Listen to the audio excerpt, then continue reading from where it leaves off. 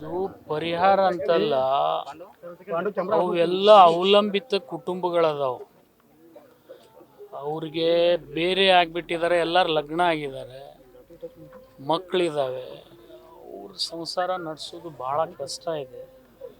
ನನ್ನ ಕೈಲಿ ಆದಷ್ಟು ನಾನು ಸಹಾಯ ಮಾಡಿದ್ದೀನಿ. ನೋಡೋಣ ಏನಾಗತ್ತೆ ಮತ್ತೆ. ಎಷ್ಟು ಈಗ ನೋಡೋಣ ಬಿಡಿ, ಅದರದ್ದೇನು ದುಡ್ಡಿಂದೇನು ದೊಡ್ಡದ ಇದು ಅಲ್ಲ. ಈಗಂತರೂ ವೈಯಕ್ತಿಕ ನಾನು 3 ಲಕ್ಷ ಒಂದೊಂದು ಕುಟುಂಬಕ್ಕೆ ಕೊಟ್ಟಿದ್ದೀನಿ. ಮಿಕ್ಕಿದ್ದೇನಾಗತ್ತೆ ನೋಡೋಣ. ಇನ್ನು ಅವ್ರ ಇನ್ನಿತರು ಇಬ್ಬರು ಇವ್ರು ಅದೇ ಕುಟುಂಬದವ್ರು, ಇನ್ನಿಬ್ಬರು ಸಿಗದೆ ಇರ್ತಕ್ಕಂಥ ಕುಟುಂಬದವ್ರು. ಇವರೊಬ್ಬರು ಅಲ್ಲಿ ಒಬ್ಬ ಪಾಪ ಮೀನಾ ಹಿಡಿತಿದ್ದವ ಜಾಲ್ಗಾರ್ ಬಗ್ಗೆ, ಅಲ್ಲಿ ಹೋಗಿ ಬಂದೀನಿ ನಾನು. ಅವ್ರು ಇಬ್ಬರು ಇನ್ನೊಂದು ಸಿಕ್ಕಿಲ್ಲ, ನಾಳೆ ಸಿಗ್ಬೋದು. ಭಾಳ ಸಣ್ಣ ಹುಡುಗರು ಇವೆರಡು, ಇನ್ನು ಸಿಗದೆ ಇರ್ತಕ್ಕಂಥವು. ನೋಡೋಣ ಏನಾಗ್ತದೆ. ಸರ್, ಕುಟುಂಬಸ್ಥರ ರೋದನ ಒಂದೇ ಇದೆ. ಈ ರೀತಿ ಏನು PSI ಇದ್ದಾರೆ ಟಾರ್ಗೆಟ್ ಮಾಡಿದ್ರು, ಈ ರೀತಿ ಅನೇಕ ಜನರಿಗೆ ದುಡ್ಡು ವಸೂಲಿ ಮಾಡೋದಾಗಲಿ, ಈ ರೀತಿ ಕಿರುಕುಳ ಕೊಡ್ತಾನೆ ಇದ್ರು. ಅದ್ರ ಬಗ್ಗೆ ನಡೀತಾ ಇದ್ರು ಕೂಡ ಯಾವುದು ಕೂಡ ಒಂದು ಕಡಿವಾಣ ಹಾಕಲಿ. ನಾನು ನಿಮಗೆ ಹೇಳಿದ್ನಲ್ಲ, ಯಾರೋ ಒಬ್ರು ದೊಡ್ಡವ್ರು ಆಡಿಸ್ತಕ್ಕಂಥದ್ದು ನೋಡಿ ಸಣ್ಣವ್ರು ಭಯ ಪಡದೆ ಆಡಕ್ಕೆ ಹೋಗ್ತಾರಲ್ಲ, ಅವ್ರಿಗೆ ಸಣ್ಣವ್ರಿಗೆ ವಿಕ್ಟಿಮ್ ಮಾಡ್ತಕ್ಕಂಥದ್ದು ಈ ಸಮಾಜದ ಒಂದು ಕ್ರೂರ ಕೃತ್ಯ ಅಂತ ಹೇಳ್ಬೇಕು ನಾವು.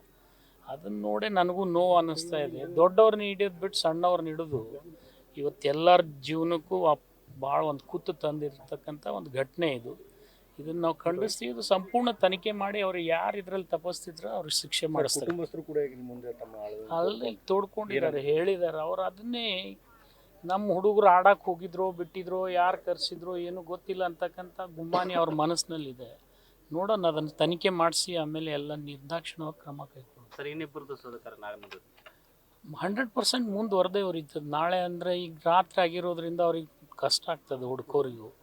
ಬೆಳಗ್ಗೆ ನಾವು ಎಷ್ಟೊತ್ತಿದ್ರು ಮಾಡ್ತೀವಿ ಅಂತ ಹೇಳಿದ್ದಾರೆ. ಬೆಳಗ್ಗೆ ನಾಳೆ 3 ದಿವಸ ಆಗುತ್ತಲ್ಲ, ಅದನ್ನು ಬಾಡಿ ಕೂಡ ಮೇಲೆ ತೇಲ್ಬೋದು ಅಂತಕ್ಕಂಥ ಒಂದು ನಿರೀಕ್ಷೆ ಇದೆ ನಮಗೆ.